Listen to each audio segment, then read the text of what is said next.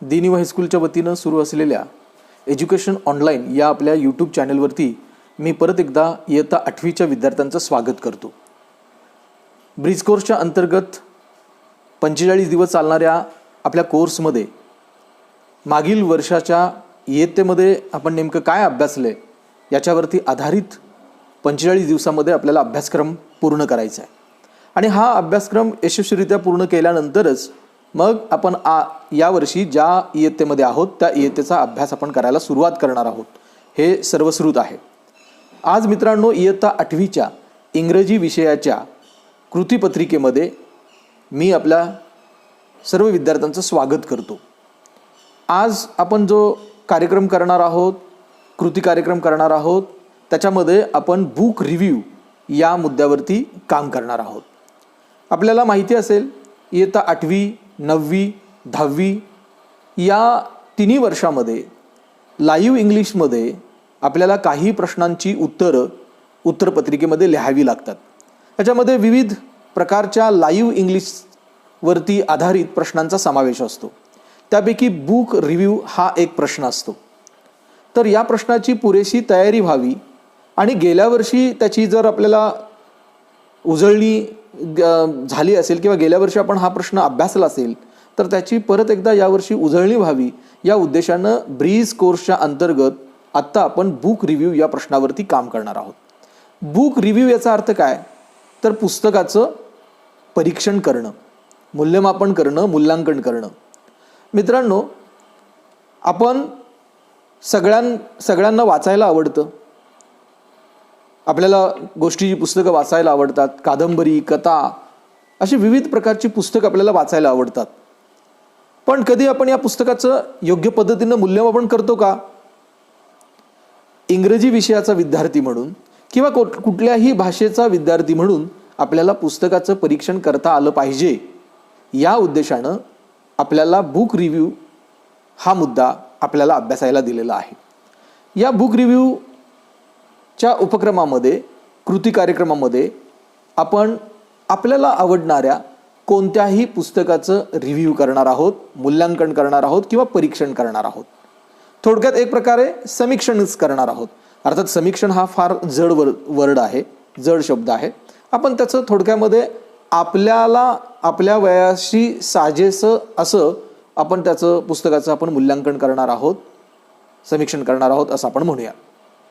तर मित्रांनो, यामध्ये कोणकोणत्या बाबी येतात, कोणकोणत्या मुद्द्यावरती आपल्याला पुस्तकाबद्दल लिहायचं असतं. आपण एखादं पुस्तक आपण स्टार्ट टू फिनिश वाचतो. एखादं पुस्तक आपल्याला खूप आवडतं. काही पुस्तकं तर आपली फेवरेट बनतात आणि मग आपल्याला जेव्हा परीक्षेमध्ये प्रश्न विचारला जातो आपल्या आवडत्या पुस्तकाचं रिव्ह्यू करा म्हणून, तेव्हा आपल्याला दुग्ध शर्करा योग वाटतो. आवडलेल्या पुस्तकाबद्दल आपल्याला बोलायला आवडतं, तसंच ते लिहायलाही आवडायला पाहिजे. मग आपण या पुस्तकाबद्दल लिहिणार काय काय आहोत, तर काही मुद्दे आहेत. त्या मुद्द्याचा आज आपण विचार करणार आहोत. या मुद्द्यांना अनुसरून आपण पुस्तकाचं रिव्ह्यू करणार आहोत. मित्रांनो, आता आपण इंग्रजीचे विद्यार्थी म्हणून पुस्तकाचं परीक्षण करत असताना आपण इंग्रजीमधनं परीक्षण करूया असं म्हटलं तर वावगं ठरणार नाही. मग परीक्षण करत असताना कोणकोणते मुद्दे आपण विचारात घेणार, तर सगळ्यात पहिल्यांदा मुद्दा येतो ते म्हणजे आपण ज्या पुस्तकाचं परीक्षण करणार आहोत त्या पुस्तकाचं नाव आपल्याला माहिती असलं पाहिजे. Name of the story book या पहिल्या पॉईंटमध्ये आपण आपण ज्या पुस्तकाचं परीक्षण करायला निघालोय त्याचं नाव आपल्याला लिहावं लागेल. तर सगळ्यात पहिला मुद्दा येतोय name of the book or name of the story. म्हणजे कुठलं पुस्तक तुम्ही वाचलं त्याचं नाव आपण लिहिणार. त्यानंतर दुसरा सगळ्यात महत्त्वाचा मुद्दा असतो तो म्हणजे पुस्तकाचं नाव लिहून झाल्यानंतर ते पुस्तक कोणी लिहिलंय आणि लेखक कोण आहेत त्यांचं नाव लिहिणं गरजेचं आहे. म्हणजे पुढचा मुद्दा जो असेल तो लेखकाचा असेल. लेखकाला इंग्लिशमध्ये रायटर म्हणतात किंवा दुसरा एक शब्द त्याला सिनॉनिम आहे आणि तो आहे ऑथर. म्हणजे आपल्याला आवडलेलं पुस्तक त्याचं नाव आपण लिहिलं. दुसरा मुद्दा आपण लिहितोय रायटर किंवा ऑथर आणि त्याचं नाव आपण पुढच्या मुद्द्यामध्ये आपण लिहिणार आहोत. त्यानंतर पुढचा एक मुद्दा आपल्याला लिहावा लागेल. पुढच्या मुद्द्याचा परामर्श आपल्याला घ्यावा लागेल. पुस्तकाचं नाव लिहिलं, पुस्तकाच्या लेखकाचं नाव लिहिलं, त्यानंतर लेखकाबद्दल आपल्याला काही माहिती असेल त्याबद्दल आपण लिहिणार आहोत. आणि मग त्यासाठी लेखकाची माहिती लिहिण्यासाठी आपण एक मुद्दा वापरणार आहोत, some information about the writer. म्हणजे लेखकाबद्दल आपल्याला काय माहिती आहे या सदराखाली लेखकाची थोडक्यात माहिती आपण 1-2 वाक्यांमध्ये आपण लिहिणार आहोत. बघा, आतापर्यंत 3 मुद्दे आपण कव्हर केलेत. पुस्तकाचं नाव, पुस्तकाच्या लेखकाचं नाव, त्यानंतर some information about the writer. याच्या अंतर्गत आपण लेखकाची माहिती आपण 1-2 वाक्यांमध्ये आपण लिहिली. त्यानंतर चौथा मुद्दा आपला होईल background or setting. Background or setting याचा अर्थ काय, म्हणजे कोणत्या पार्श्वभूमीवरती हे पुस्तक, या पुस्तकामधली स्टोरी बेतलेली आहे. उदाहरणार्थ एखादं पुस्तक युद्ध सदृश्य परिस्थितीला धरून असतं, एखाद्या पुस्तकामध्ये स्वातंत्र्य लढ्याशी संबंधित आपल्याला माहिती असते.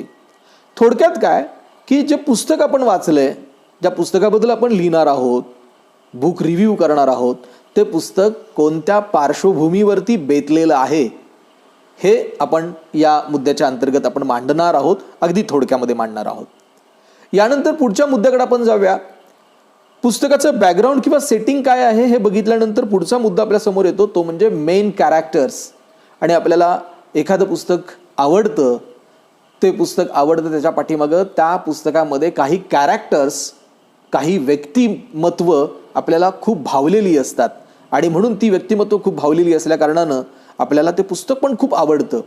आणि म्हणून मेन कॅरेक्टर्स या सदराखाली या पुस्तकामध्ये आपल्याला कोणकोणती कॅरेक्टर्स भेटतात. कॅरेक्टर्स याचा अर्थ आहे कोणकोणती व्यक्तिमत्व आपल्याला भेटतात याबद्दल आपण लिहिणार. मग त्या पुस्तकामध्ये पुस्तकाचा कथानायक कोण आहे, त्याचे मित्र कोण आहेत, किंवा त्याचे नातेवाईक कोण आहेत, अशा विविध गोष्टी, अशा विविध पात्रांची नावं थोडक्यात आपण लिहिणार आहोत मेन कॅरेक्टर्स या सदराखाली, या मुद्द्या अंतर्गत. त्यानंतर पुढे आपण जाऊया. आतापर्यंत परत एकदा आपण थोडंसं पाठीमागे जाऊया आणि आपण काय काय मुद्दे बघितलेत हे एकदा आठवूया. आपण सुरुवातीला name of the story book हा मुद्दा घेतला. त्यानंतर name of the writer or name of the author, लेखकाचं नाव. Some information about the writer तो मुद्दा घेतला. बॅकग्राऊंड ऑर सेटिंग हा मुद्दा घेतला. मेन कॅरेक्टर्स हा मुद्दा घेतला. आता आपण पुढे जातोय central idea or summary of contents. Central idea, थोडक्यात कुठलीही कथा घेतली, कुठलंही पुस्तक घेतलं तर ते पुस्तक एका संघर्षाभोवती गुंपलेलं असतं.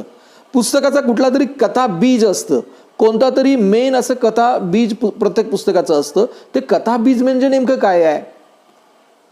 उदाहरणार्थ मला आवडलेलं, माझं आवडत्या पुस्तकाचं मी तुम्हाला नाव सांगतो. डेझर्टर म्हणून मला एक पुस्तक आवडलं होतं, जे खरं तर जर्मनीमध्ये लिहिलं गेलं होतं पहिल्यांदा, पण त्याचं विजय देवधर या लेखकानं मराठीमध्ये रूपांतर केलं.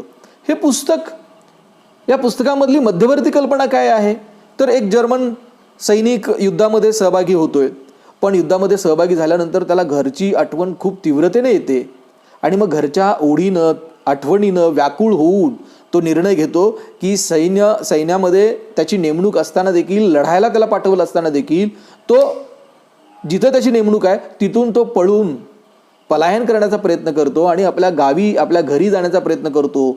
आणि त्याचं घर, त्याचं गाव तर खूप दूर असतं, अनेक देश पालथे घालून त्याला जायचं असतं, पण घरची ओढ त्याला स्वस्थ बसू देत नाही. तो काय करतो, आपलं कामाचं ठिकाण, त्या ठिकाणावरनं तो पलायन करतो आणि घराच्या दिशेनं तो निघतो. आणि मग तो निघत असताना त्यानं केलेला प्रवास, त्यानं केलेल्या संकटांवरती केलेली मात, या सगळ्या गोष्टीचं चित्रण विजय देवधरांनी अतिशय खूप सुंदररित्या डेझर्टर या पुस्तकामध्ये लिहिलेलं आहे. तर ही जी पार्श्वभूमी मी त्या पुस्तकाची सांगितली थोडक्यामध्ये, हे म्हणजे काय, त्या पुस्तकाची समरी होय. तर आपण ही अशाच पद्धतीनं समरीच्या भागामध्ये अगदी थोडक्यामध्ये सेंट्रल आयडिया किंवा समरी ऑफ द बुक याच्यामध्ये आपण पुस्तकाचा मुख्य कथा विषय जो आहे, कथाबीज जे आहे ते इंग्रजीमध्ये आपण मांडायचं आहे. अर्थात हे सगळं एक्सप्लेन करत असताना मी तुम्हाला मराठीमधनं बोलतोय, कारण मला असं वाटतं की मराठी माध्यमाची मुलं माझ्यासमोर आहेत आणि म्हणून मराठी माध्यमांना हे सगळं समजावं म्हणून मी पहिल्यांदा त्यांना मराठीमधनं सांगतोय. कदाचित मला इंग्रजीमध्ये समजावून सांगण्यासाठी कदाचित दुसरा व्हिडिओ करावा लागेल, पण तात्पुरतं मला मराठीमधनं बोलू द्या. आपण सेंट्रल आयडिया किंवा समरी ऑफ कंटेंट्स याच्यावरती बोलल्यानंतर आपल्याला पुढचा मुद्दा आपल्याला भेटतोय, तो म्हणजे स्टाईल अँड लँग्वेज युज्ड. हा मुद्दा अतिशय महत्त्वाचा आहे. हे पुस्तक वाचत असताना आपल्या मनावरती भुरळ घालतं. या पुस्तकाबद्दल आपण लिहायला उद्युक्त झालोय. याचं कारण काय आहे की पुस्तक आपल्याला खूप मनाला भावलेलं आहे. मग हे पुस्तक का भावलेलं आहे? आणि पुस्तक एखादं भावतं आपल्याला तेव्हा त्याचा एकच अर्थ असतो, त्या पुस्तकामधली लँग्वेज आपल्याला खूप आवडलेली असते, भाषा आपल्याला आवडलेली असते. आणि आपल्या शालेय वयाच्या विद्यार्थ्यांचा जर विचार केला तर आपल्याला कुठल्या प्रकारची भाषा आवडेल सांगा बरं. खूप जास्त टेक्नॉलॉजिकली ॲड केलेली भाषा त्यामध्ये आपल्याला असेल पुस्तकामध्ये तर ती आपल्याला आवडेल का? नाही. साधी, सोपी आणि ओघवती भाषा ही आपल्याला आवडणार आहे. कदाचित या मुद्द्याच्या अंतर्गत आपण लिहीन की लँग्वेजबद्दल आपण लँग्वेज कुठली वापरलेली आहे. लँग्वेज म्हणजे मराठी, हिंदी, इंग्रजी हे नाही म्हणत, तर भाषा नेमकी कशी वापरली लेखकानं. ओघवती भाषा आहे, साधी भाषा आहे. आपण म्हणेन की मग हेच इंग्रजीमध्ये म्हणेन की बाबा सिम्पल लँग्वेज, लुसिड लँग्वेज वगैरे वगैरे वगैरे. तर अशा पद्धतीने आपण स्टाईल आणि लँग्वेज या मुद्द्याच्या अंतर्गत आपण भाषेबद्दल लिहीन. त्यानंतर याच्या पुढचा एक मुद्दा आपल्याला मांडावा लागेल की या पुस्तकाचे काही स्ट्रॉंग पॉईंट्स आपल्याला लिहावे लागतील. हे पुस्तक आवडलंय याचं कारण काय, तर याच्यामधल्या काही चांगल्या गोष्टी, स्ट्रॉंग पॉईंट्स म्हणजे काही चांगल्या गोष्टी, ज्या चांगल्या गोष्टींमुळं आपल्याला पुस्तक आवडले. तर बाबा कुठल्या चांगल्या गोष्टी असू शकतात. एक तर याच्यामध्ये बाबा भाषा आपल्या मनावरती भुरळ घालणारी आहे, ओघवती भाषा आहे. शिवाय पुस्तक आपल्यासमोर एवढं जोरदार चित्रण करतं एखाद्या प्रसंगाचं. ते चित्रण करण्याची जी हातोटी आहे लेखकाची, ते कौशल्य वाखाणण्याजोगं आहे. याच्याबद्दल आपण लिहिणार. त्या पुस्तकाबद्दलच्या स्ट्रॉंग पॉईंट्सबद्दल आपण लिहून झाल्यानंतर आता हे सगळं करत असताना आपल्याला सगळं पाल्लाळी करायचं नाही आहे. क्वेश्चन तर आपल्याला 5 मार्कांसाठी असणार आहे, 4-5 मार्कांसाठी असणार आहे. मग 4-5 मार्काच्या प्रश्नांसाठी आपण अख्खं उत्तरपत्रिका आपण खर्च नाही करणार आहोत. हे जे मुद्दे आपण बोलतोय त्या मुद्द्यांबद्दल मी स्पष्टीकरण करतोय. खूप खरं तर अधिकच जास्त स्पष्टीकरण करतोय. अधिक स्पष्टीकरण केलं असलं तरी देखील परीक्षेमध्ये किंवा उत्तरपत्रिकेमध्ये हे मांडत असताना आपण ते थोडक्यात 1-2 वाक्यांमध्ये मांडायचं आहे, हे आपण गृहीत धरायचं आहे.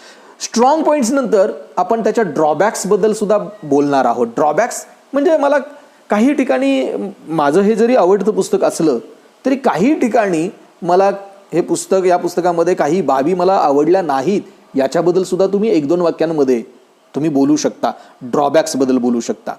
आणि सगळ्यात शेवटी कन्क्लुजन, निष्कर्ष, या पुस्तकाबद्दल तुमचं ओव्हरऑल मत काय आहे ते तुम्ही मांडणार आहात, तुमचं पुस्तकाबद्दलचं मत. तर हे आहेत सगळे मुद्दे. या सगळ्या मुद्द्यांचा विचार करून आपण एखाद्या पुस्तकाचं परीक्षण करू शकतो. हे जे मुद्दे आपण जे आता अभ्यासले त्याच्यावरती, या मुद्द्यांबद्दल मी बोलत असताना काही मुद्दे तुमच्या लक्षात आले असतील, काही नसतील सुद्धा, पण घाबरू नका. इयत्ता 8वीचे विद्यार्थी पेज नंबर 69 आपल्या इयत्ता 8वीच्या इंग्रजीच्या पुस्तकामध्ये पेज नंबर 69 वरती आपण हे जर पान उघडून बघितलं तर पुस्तकाचं रिव्ह्यू करण्यासाठी आपल्याला जे ठळक मुद्दे आपल्याला विचारात घ्यावे लागतात त्या मुद्द्यांचा समावेश पेज नंबर 69 वरती केलेला आहे. आता बोलताना जरी तुमच्या लक्षात आलं नसलं तरी पेज नंबर 69 आपण उघडून पाहिलं तर याबद्दल तुम्हाला सर्व काही माहिती मिळेल. तर मित्रांनो, ही होती आजची ब्रीज कोर्सबद्दलची ॲक्टिव्हिटी. आय होप तुम्हाला हे समजलं असेल सगळं. तुम्हाला या समजलं असेल अशी आशा व्यक्त करतो मी आणि या ठिकाणी मी